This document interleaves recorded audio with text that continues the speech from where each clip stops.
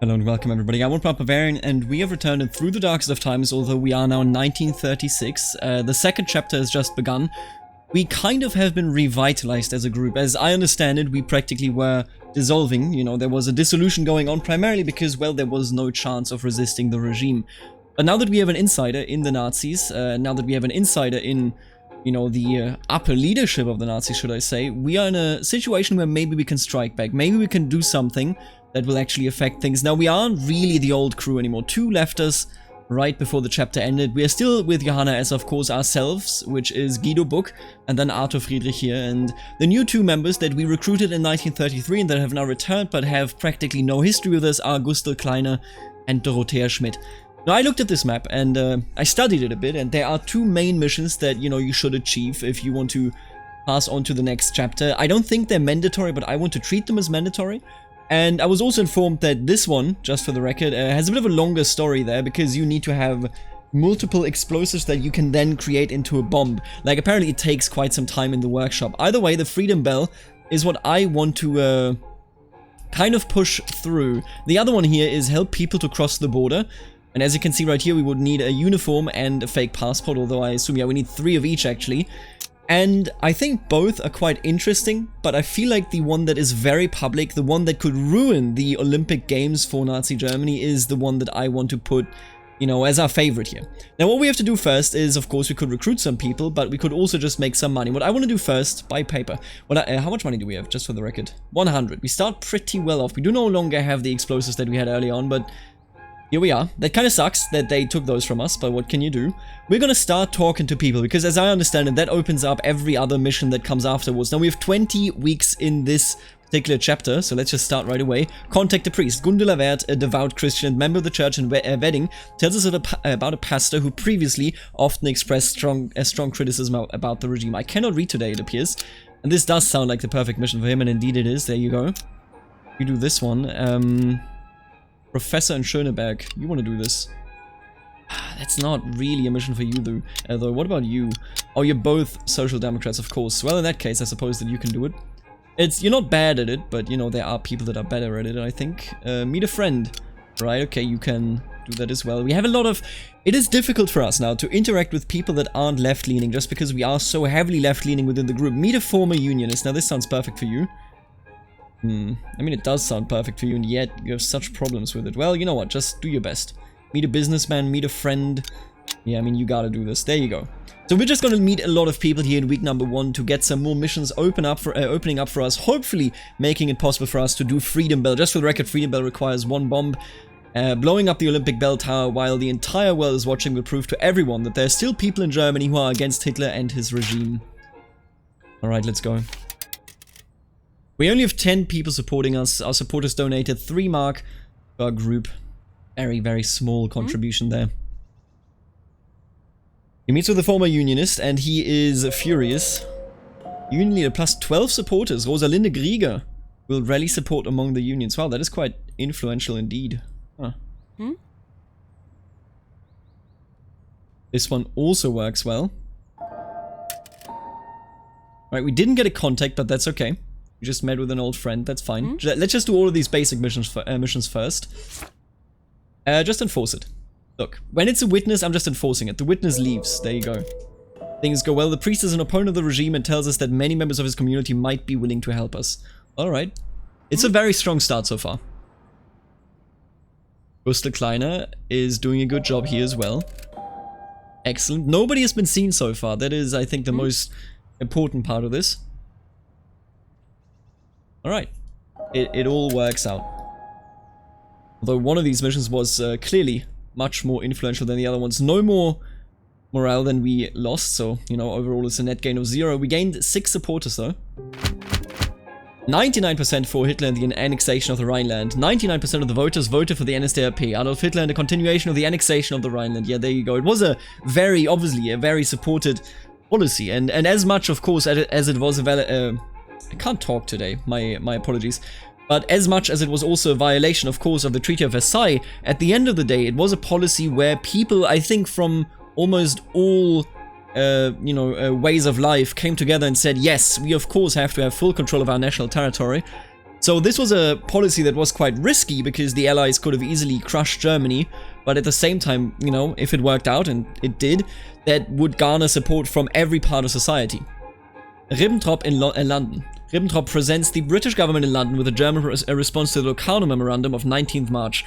It contains a proposal for a comprehensive peace plan based on full equality of all participants. Yeah, there you go. I mean, you know, definitely show the world that you're peaceful, but build up on the inside. Scholarships only for members of the Hitler Youth. From now on, school sponsorship, awards and scholarships will be reserved for members of the Hitler Youth. See, that is one of those things where there is often afterwards the debate. How much of an opportunity, how much of a, you know, a chance to live a good life did you have in Nazi Germany if you weren't able to integrate? If you said, you know, I don't put my kids into the HJ, into the Hitler Jugend, but also at the same time, if you didn't join the party and so on and so forth. It is a long raging debate, I think, where, you know, hey, at what point are you part of the guild? And I think that, of course, the regime tried everything, you know, to put wheels into motion here that made it so that people would have to join the apparatus, otherwise they would be excluded and be ousted. It's a method, of course, that was used everywhere when it comes to dictatorships, in the Soviet Union as well, in the GDR as well, in the German Democratic Republic. Everywhere was it used where, you know, you have to say, hey, if you're not a member of society, and being a member of society means being a member of the state organizations, then you have no place in this society.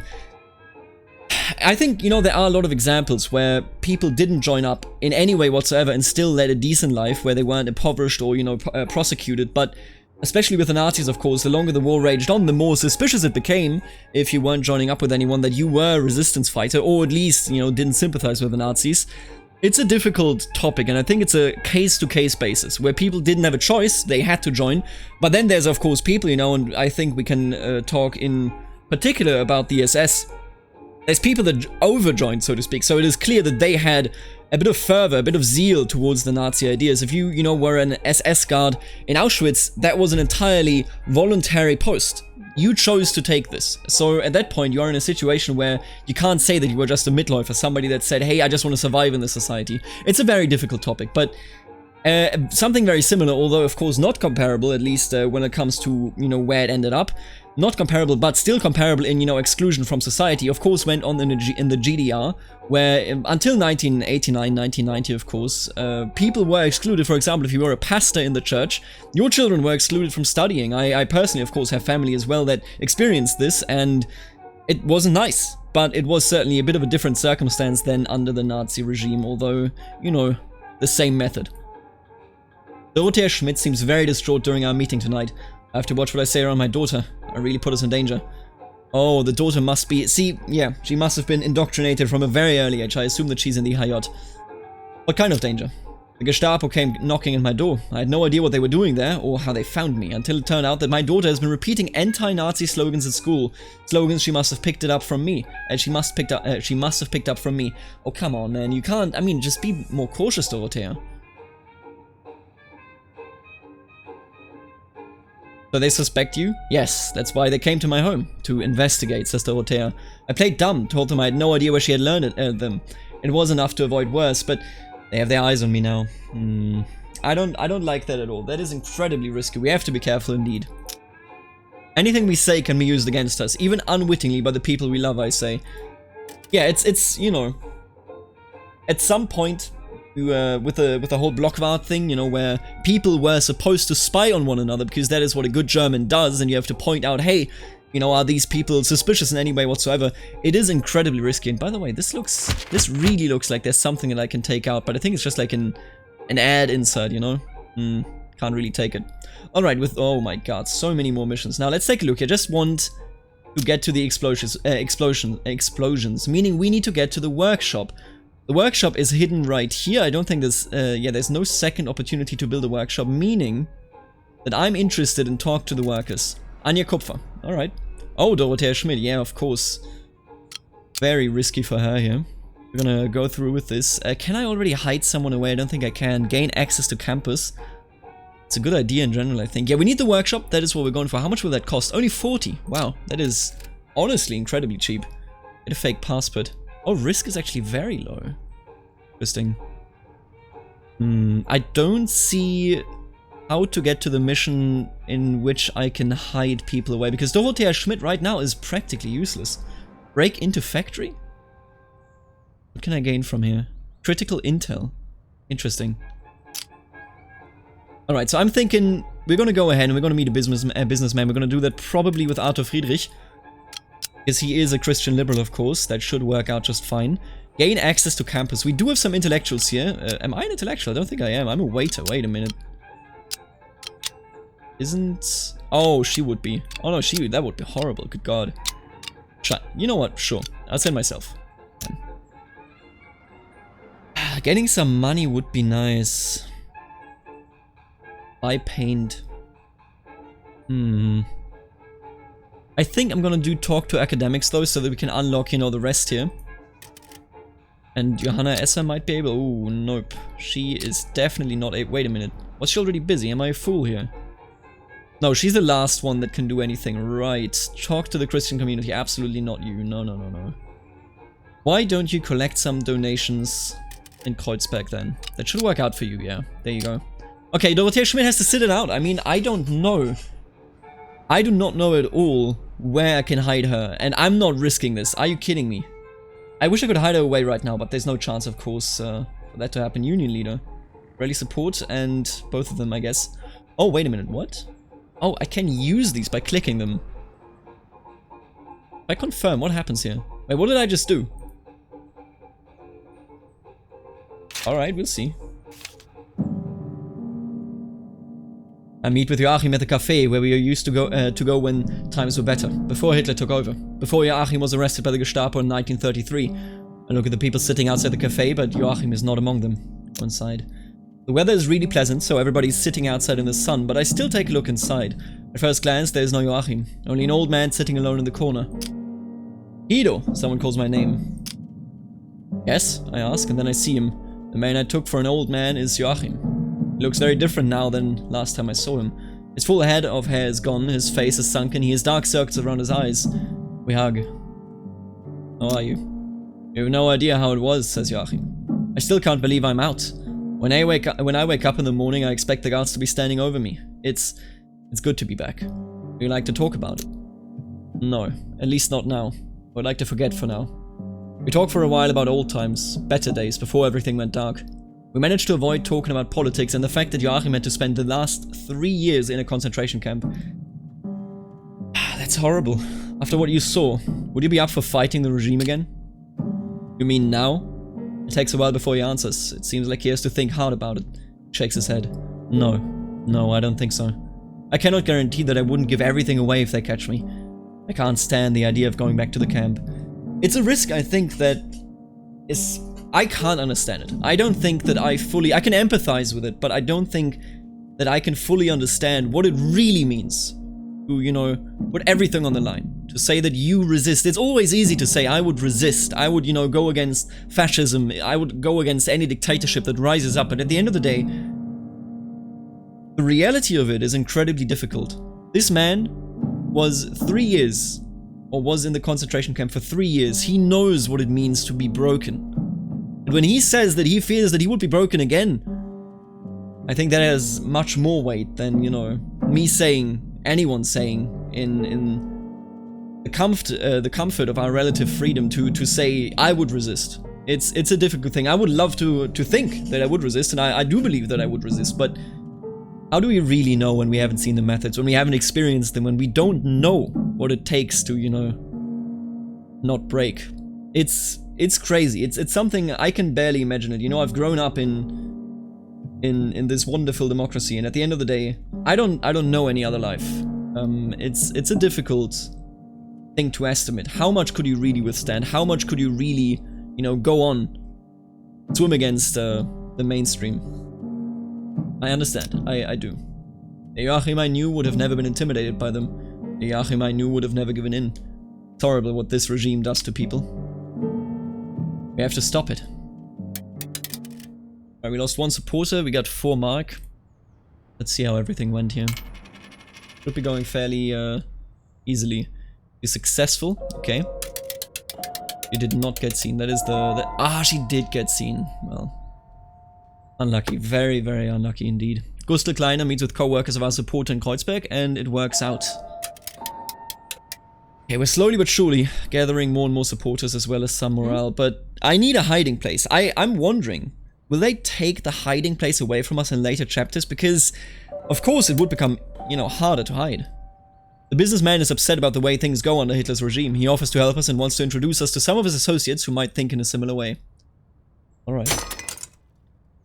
Guido Book meets the janitor of the university. He managed to steal the master key from the janitor.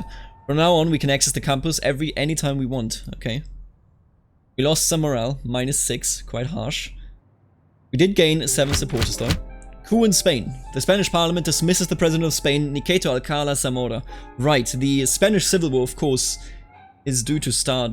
Was it? I want to say it was July when it actually started, but I can't say for sure. The Spanish Civil War, of course, being... It's just such an interesting topic. We had it today, or these days, I suppose, as well, where certain individuals, of course, travel to certain places in the world where they support one side or another in a civil war. You know, we had it with ISIS, we had it with Rojava, we had it, I think, in multiple other locations in South America, for example. I think Che Guevara, actually, interestingly enough, you know, he's an icon, but like he practically did this when he traveled to South America, I believe, where he also perished. But the actual topic, what I want to address, is that it's just so strange, you know, that of course you had volunteers coming in, particularly for the left side, and then on the right side you had actual states just waging a shadow war, although not a shadow war, but, you know, not a direct war, but they were involved with their own troops. And it carried on from there on out. You know, the condottieri, as they are, for example, in Europa Universalis 4, back in the day meant something different. Because back in the day, the condottieri were just people, you know, that the head of state, the king, the monarch, said, hey, you can rent these, so to speak, you can take them, and I think Switzerland did it as well quite a lot. But once you had national states, the idea of a nation, the idea of an ideology that, you know, had to grab every single part of the people and not just the monarch making some decision, it became a bit different, because at that point we have a full transition to ideological wars, which used to be wars, you know, for possessions, for prestige, for power, and so on and so forth. So I think the Spanish Civil War is quite interesting in particular because it is a war of the ideologies already manifesting itself.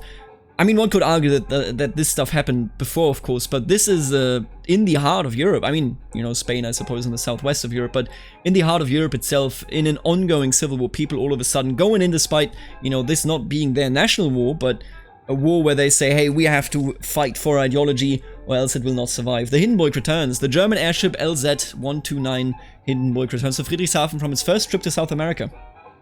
Jews banned from becoming interpreters. Reich Minister of the Interior Wilhelm Frick decides to exclude Jews from the profession of interpreters, and, you know, further, of course, the exclusion of Jews. They didn't really address so far the Nürnberger Rassengesetze. I'm interested to see if that comes up as a topic. Gustl Kleiner has something to share during our meeting. I don't know if I told you guys this, but my uncle knows a man who works under Goebbels. They had dinner together recently and I heard about it. Does your uncle know you're with the resistance? No, I'm keeping that a secret from everyone. Here's the deal. The orders from the top are to tone down the anti-Semitic rhetoric, take down posters that decry Jews and blacks and gypsies, and basically clean up the Nazi image. I think I know what they're doing. Yeah, they definitely want to clean up the image for the Olympic Games. It's a game, you know, it's the games to make them look good. With the Olympics taking place in Berlin soon, all eyes are on the city. Now the Nazis are going to pretend the past couple of years never happened, I say. So guess it's our job to make sure they don't succeed. That's really the only options we have. Ooh, we gained some intel from that, I suppose. That's really the only option we have here as a resistance group. What else are we going to do? Spread leaflets on campus. I mean, we could do that. We would gain some more members here. That could be really nice, but... Oh, there we go. We got it. Go into hiding. Dorothea Schmidt and Johanna Esser. I'm gonna send both of them into hiding, and then in the next, yeah, in the next week we're gonna go ahead and utilize them for some more things. Ooh, right, collecting donations just became considerably worse. There you go, you're perfect for this. Yeah, this will open some stuff up for us. I also want to open up this workshop as quickly as possible. Yeah, alright, let's do it. We have the money. As of right now, that's quite nice. I think I only need one, right?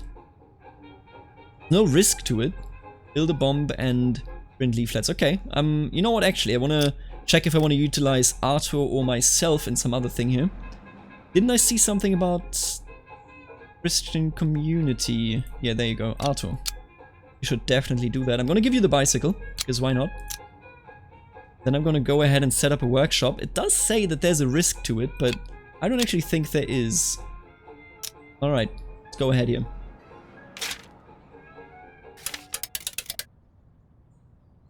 Alright, we lost 1 supporter, we can definitely make that back.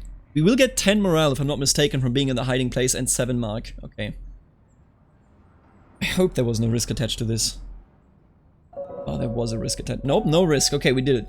Alright, we have a workshop now. This is a huge step towards being able to do the Freedom Bell mission. Arthur Friedrich meets with people from the Christian community in Wedding and talks with them about the regime and possible ways to resist. Robert Buchbinder will speak about our actions with members of this community. Still don't quite... I'm gonna try this. Was the person that we talked to, the Social Democrat, was that Joachim? I assume it was. Right, this worked out. Morale plus 10. Still the same as last time. We're holding on quite well.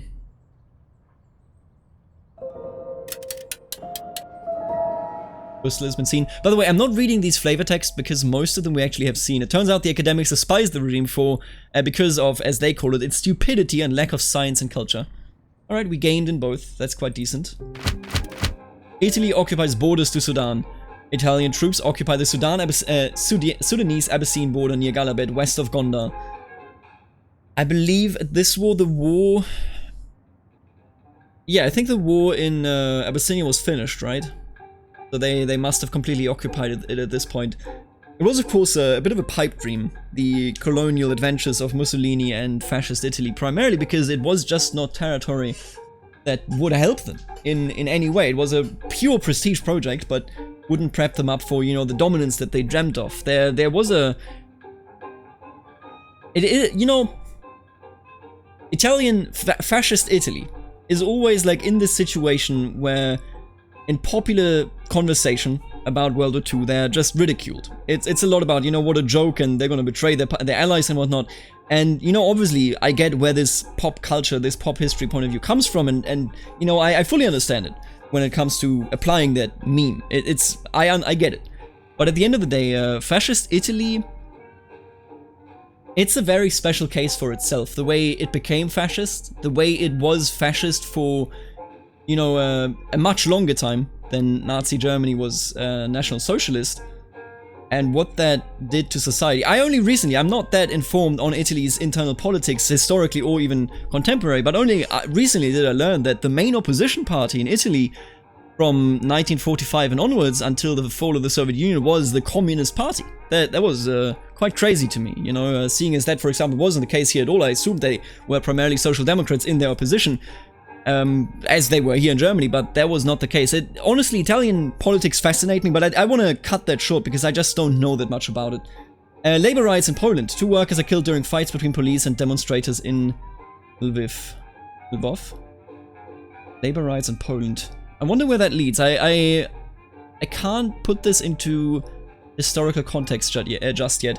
Low sales of music records. Industry asks for help. Record sales have been declining for years. Prices are 50% lower than in 1930. The record industry is calling on the state to intervene. I wonder where both of these go. Or maybe... Oh, you know what? I think this is essentially just the attempt of the game trying to teach us, hey, there are less news about Germany and, you know, how evil the Jews or other minority groups are, and more, hey, the press now is on a bit of a situation where they try to tone it all down. Nothing about this is supposed to, you know, be about Germany, about the minority groups and so on and so forth. I think I get that part there. I assume at least that is the message that the game wants to send. In case any of you were wondering, says Johanna Esser during our meeting, I just firsthand saw how the Nazis haven't changed. I visited the bank today. What happened? I went there to apply for a loan. I could see the representative there, was surprised to even see a black person, and I braced myself before I explained what I was there for. And the representative refused you? I mean... Johanna huffs. Oh, she did more than refuse. She paused, looked at me, I leaned in closer, and she said in a quiet voice, just because the Führer has asked us to play nice while the foreigners are in town, doesn't mean we're handing out money to Negroes. Get out. I'm sorry that happened, Johanna. Thank you, I'm still in need for a loan, though. Cool. Will help for now. I will try to pay it back as soon as possible. Look, even if you don't, we should be fine. Oftentimes, people treat Nazi Germany as, like, you know, they didn't do anything against black people. It's a very strange misconception. It's just that there barely were any black people in Germany, making it so that, you know, the repressions were either quieter or, you know, didn't have to be applied, because if nobody's there, then no repressions have to be applied. But yeah, Johanna Esser, I'll be honest with you, I just, I guess that, Dorothea Schmidt is then also black. I guess that's just the black skin tone. I thought it was just like shading, but that's fair. We'll build a bomb, look at this. This is what we're talking about. Violence might be the last resort of the resistor, but if you are with your back against the wall, it might look like the only way. Alright, so we need explosives, 3 of them, and we need intel. Now, we need 2 additional intel, but that's it. And then 3 explosives. Where do I get explosives from? That's the big question that I have. If we learn about that, then I think we are almost ready to go. God damn it, I always accidentally make those go away. I don't think that we know about a way yet to acquire... Get access to factory. Why can't I do that yet? I think it has to be in the factory, I want to say. By intel about the factory, right? Okay. Let's just do some of these missions. They will unlock some stuff, I think. Ooh. Looks like we should be an academic. Probably like Johanna. No, actually, Johanna is not an academic. There you go. Okay, that's fine, yeah. A good start. Talk to the Christian community, meet a friend. Just meet a friend. There you go. You're also a Christian. Nope, you're not a Christian, right? That makes a lot of sense. Meet a former unionist, of course. Johanna, you want to do that? Okay. Talk to workers. That sounds perfect for you. Actually, it might be perfect for me. Both pretty bad at it. Oh, you're both very bad at it. You know what, Johanna? You should do this one. Wait, I can't remember. Which one is she doing? Meet a former unionist, which I assume is this one? Yeah, cancel this one. I do try to do... Oh, you're very bad, actually. I'm an idiot. Huh. Alright, well. You do this, and then we're just gonna leave this where it is, and we're gonna focus on this one. You're not perfect with it, but I'm gonna give you a bicycle. And I think I am going to go and try to generate some money. I could talk to the workers. Yeah, this actually works out. Okay, we're gonna have just a lot of people that we're gonna meet here. You know, I hope that we're gonna get some more supporters, because this also, of course, brings in some more money. And of course, you know what? Priest. He can't help us at the moment, but we'll be able to do it later. I'm just gonna... I guess. I don't know why I wouldn't activate her right now. I assume that she won't stick around for a while, right? Like, I assume that she won't be here in the next chapter, so like saving her is fairly pointless. Alright, let's carry on. We made some pretty decent money, but we definitely want to have that higher up. How did this go? Alright, it all worked out. Thank you a lot for the support.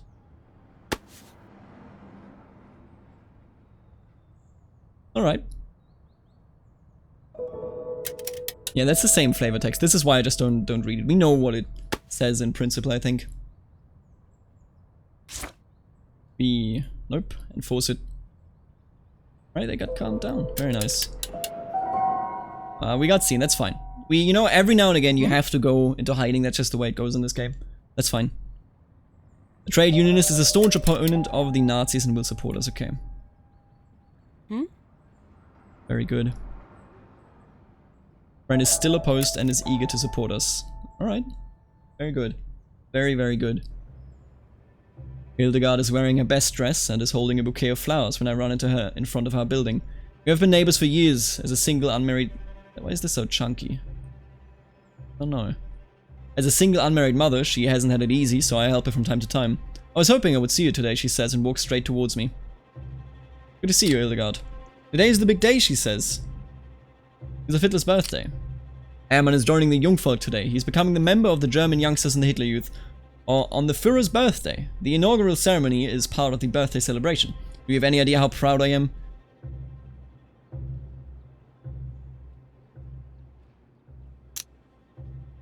I'm sure he'll make a career there. He's such a hard-working boy, she says. Look, I'm not... I know this game... Like, I know there's, like, this implication that you can, you know, be a consistent, resisting person. And I assume that you can't get, like, punished that much in the game if you have the options. You know, if I made her suspicious, what would really change, right? But I don't really want to do it. Realistically speaking, I wouldn't be, you know, she's clearly caught up in the new society that she lives in that treats her better, I assume. I mean, at the end of the day, the Nazis did do a lot to support single, mothers in general, families in general. So I would assume that what happens here, the integration of her child into society on a very intimate level, because the Hitlerjugend, of course, took care of them in a very all-around program sort of thing. I can definitely see why she would be a supporter of the new society, although, of course, I'm against it. But if I, talk to her and say, hey, I don't support the new society, then she's definitely gonna rat on me. Really sounds like a great boy, I guess. Thank you, she says. There's something I wanted to ask you. I sigh. Alright, what can I do to help? Would you join me for the inaugural ceremony? I know it's a lot to ask, but the person who was supposed to join me can't, and I thought it would be nicer to not show up alone. Oh, is it the father? Her former husband? You know what? I want to go. I think it's important that we take a look at this. I'll come with you to Hermann's ceremony. That's great, thank you so much, she smiles. We need to hurry a little bit. The event starts at 4 PM in the Tiergarten. Alright, let's hurry. We take the train to Unter den Linden. The magnificent promenade is decorated with flags and banners in Hitler's honor. The Führer gazes down at us from wall drawings and stares directly at us from busts and paintings inside the shop windows we pass. Isn't it wonderful how beautifully they have decorated the city, says Hildegard.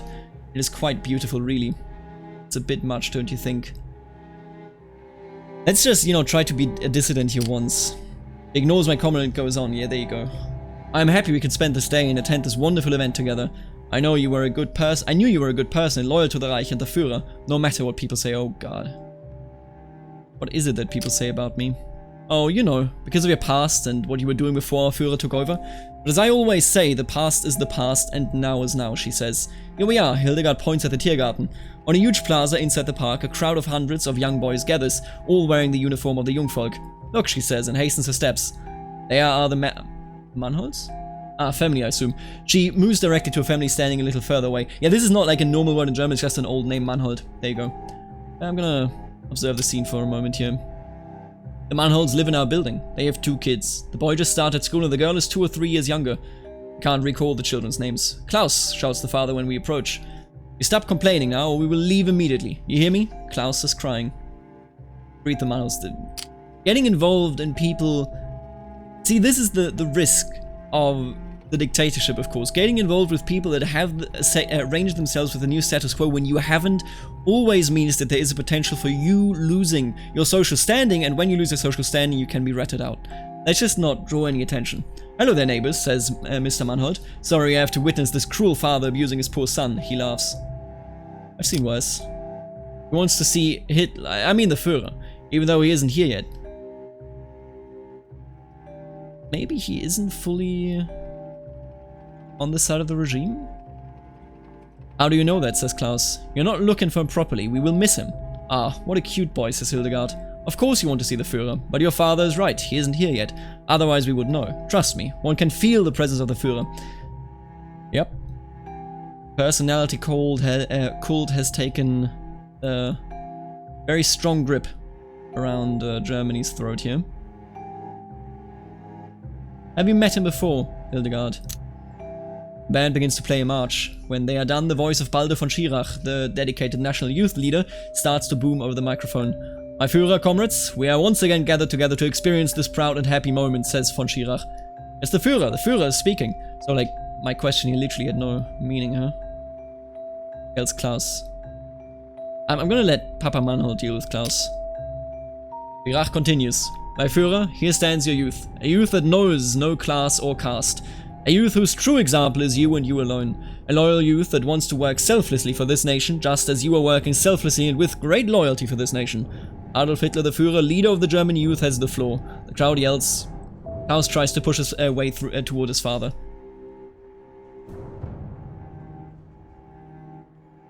I'm gonna step aside here. Let me climb on your shoulders, I want to see him. Please, please, Papa, begs the boy. Mr. Mannhold lifts the boy onto his shoulders. Hitler's voice comes through the microphone. My German youth, today you are here, a cross-section of all those around us in the whole of Germany. I see him. I can really see him, shouts Klaus. Hitler's voice continues. We want to be one Reich, and you shall become this Reich. The crowd excitedly yells. People seem to be hypnotized. We want to be one people, and you shall become that people. We want this people to be obedient, so you shall train to be obedient. Howls the crowd. Anyone even listening? I look around me and everyone's staring in the direction of the small man and his ridiculous mustache. Hildegard's eyes are glowing, her cheeks red with excitement. It's like each person is experiencing a revelation. What's gonna happen next here? The inaugural ceremony begins and the little boys take the Hitler oath. They swear to be loyal to their Führer, to always honor his words and to die for him if necessary. These children have been indoctrinated, but what about their parents? The indoctrination of children was the cornerstone of everything that the Nazi Reich had planned. Long term, of course, I mean, they lost the war. Germany lost the war, no doubt. But long term, the cornerstone of the Reich would be the new generations. And it is obviously quite a bit easier to indoctrinate children than people that already have a worldview. If you tell children you have your place in society right there, they will say, that is clarity. That is what I desired. The older they get, the more they will try to rebel against it. It is a normal process with puberty, but it is much easier than to alter the worldview of someone that is already an adult, that already thinks they know their place in the world. Whether they do or not is something else. I don't want to do any value judgments here, but the indoctrination of the youth was something that they did very efficiently, very effectively, and I think that is very common, of course, for dictatorships and the establishment of dictatorships in general. The GDR had it with the was it called the Freie Jugend, right? I think so. Might be misremembering. The USSR had it. It is just the thing to do with the youth. What about the parents? Finally, the ceremony is over. Everyone is quiet and emotionally touched by the weight of the day's events. The crowd moves towards the street where the parade in honor of Hitler's birthday will take place. Take a look at this. The wide street is a sea of flags. Military vehicles, trucks and tanks drive by. Marching music plays, the crowd on the sidewalks excitedly yells Heil. I saw him. I saw the Führer. Did you see him too, Herr Buck? Asks Klaus. Yeah, I did. We meet the Fischers, another couple from the neighborhood. Mrs. Fischer mentions her excitement about being so close to the Führer. Such a great man, such a man, he says repeatedly. We never regretted not having children, but now I wish we could have given a son to the Führer. Isn't that right, Manfred? Her husband nods. What is it you like the most about him? What he did for us, for Germany, and for us, the people. We were lost, and he saved us from darkness, guilt, and shame. He led us to the light. Adolf Hitler is our savior, says Mrs. Fischer. Hildegard nods her head vigorously in agreement. There it is again, I think. This has become a religion for these people. More tanks roll by in what seems to be an infinite stream of military hardware. The Nazi ideology, of course, demanded religious zeal for Nazism and for Germany and for the Führer. It's honestly, I feel like this game does a really good job at depicting that. Just what a religious, quasi-religious experience it was for so many people. I want to talk to the Mannholz a bit more. So what do you say to all of this? I ask Mr. Mannholz, who has been quiet for the last hour. I point at the parading soldiers and tanks. I don't know, he lowers his voice so that Hildegard and the Fischers don't hear him. From my experience, those who build so many weapons usually want to use them at some point. That's what I think too. More tanks roll by in what seems to be an infinite stream of military hardware. Talk to Mr. Fischer, I suppose. Look at this power, these machines, these weapons, these men. We are back. The world is to reckon with Germany again. And all of this without a war. The Führer is a diplomatic genius. Yeah, he's clearly in the new world. More tanks roll by in what seems to be an infinite stream of military hardware. Go home. The streets are empty when I walk home, still dazed by the experiences of the day. These people, they seem willing to do anything for their leader, willing to sacrifice their lives and their children, and I wonder, is it right to fight against the beliefs of all these people? Yes, of course. Do we stand a chance if the majority of Germans willingly accept Hitler as their leader? Or how can we help these children before they're fully indoctrinated? We stand a chance. Small paper swastika flag lies on the ground. Pick it up and... I'm just gonna put it back. I get the symbolism, the idea of it. But if you're the leader of a resistance group, you can't publicly be seen throwing stuff away. Small paper I continue my way home. Convince boys not to join the Hitler Youth. Alright, okay. That's an interesting mission for sure. Hitler's birthday achievement unlocked. We got some morale. We got a very big chunk of supporters, primarily because of the event, I suppose. Führer's birthday. Official celebrations in honor of Hitler's birthday are taking place all over the Reich. League of Nations sends appeal to Italy. The League of Nations regrets the attempt of reconciliation between Abyssinia and Italy being unsuccessful, of course. Amnesty for NS offenders. Hitler signs a law that grants amnesty to NS criminals. You know, the League of Nations was incredibly powerless, toothless, because there was not a single action that could be done to actually stop anything. It, you know, of course, was a bit of a weaker United Nations. United Nations not being all that powerful either. You know, you have to take a look at the need and the necessity for a state to be sovereign, meaning that we're in a situation where the United Nations, of course, can't intervene unless they agree, and that is the base principle of the United Nations. But the League of Nations definitely, I think, it's a real shame. It's a real shame. Who knows what could have happened, but then again, you know, there's so many what-if moments. Who knows what could have happened if the League of Nations had a bit of a more active role, if, for example, the United States, who were the initiators of the League of Nations, were actually a member of the League of Nations, which they weren't. Who knows? It's a difficult question.